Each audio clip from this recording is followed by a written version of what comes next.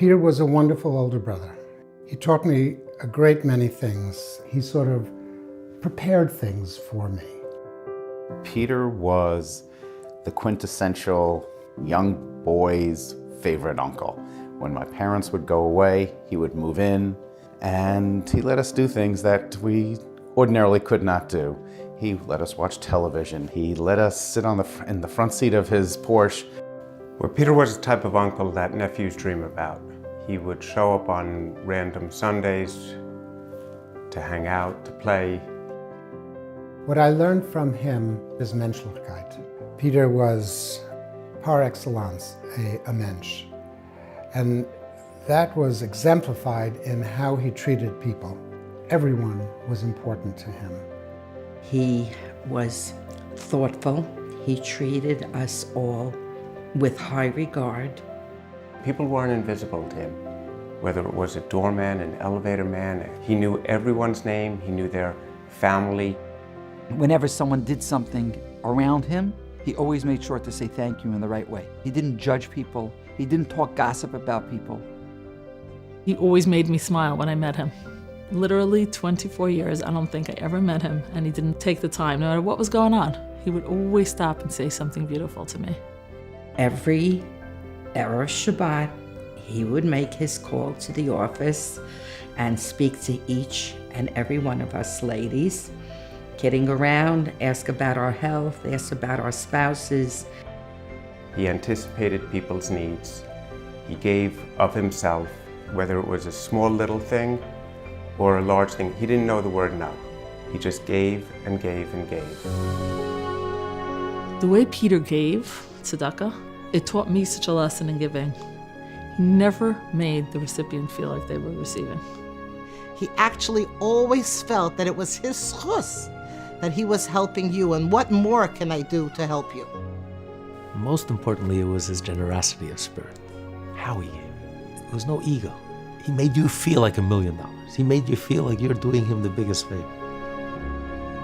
I haven't met a human being in my lifetime that has been so gracious and so kind.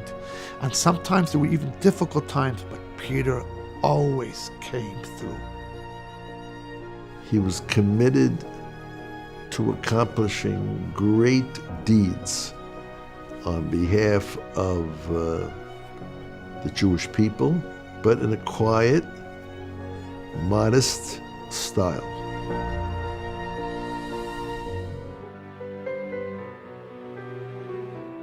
When we first discussed the idea of building a mikvah, he jumped right in.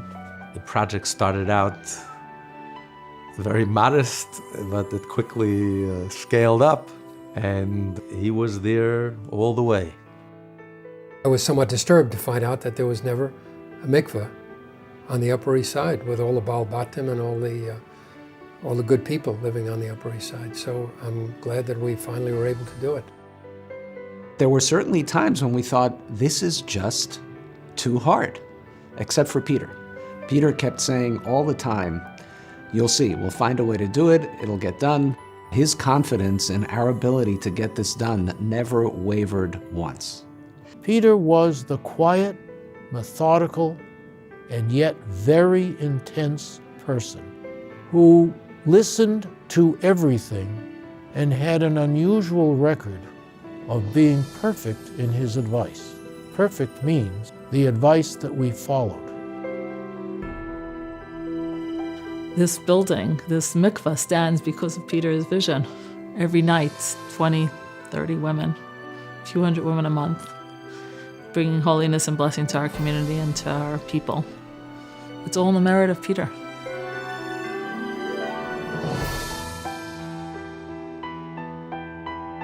There's something else that I learned from my brother Peter, and that is the significance of shalom bayis. He was an Ohev Shalom and Rodef Shalom in many respects. If he was anything in his power to make peace, to make somebody more comfortable, he did it. If someone wronged him, he never held a grudge. He couldn't understand it. He would say, life's too short. He would make an excuse why the person wronged him. Peter really was an anav. So it was never about him. It was all about the community. It was about his fellow Jew. And we're taught that nothing brings us closer to God than humility. In his humbleness, he was always so uncomfortable if the fuss was about him. But to make a fuss about someone else, he was all for it.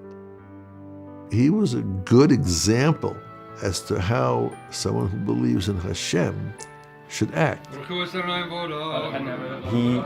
a role model for many, certainly for me, on how to live your life, how to get involved, how to give of yourself. So many people looked at him in a fatherly way. He helped so many people, both family and non-family. And to leave a legacy like that, a Shem Tov of such mammoth proportions, is an amazing concept. I considered Peter like a member of my family. I have tremendous love for him and Jody, and he will always live in our hearts. And I will always try to emulate the good, wonderful qualities that he had.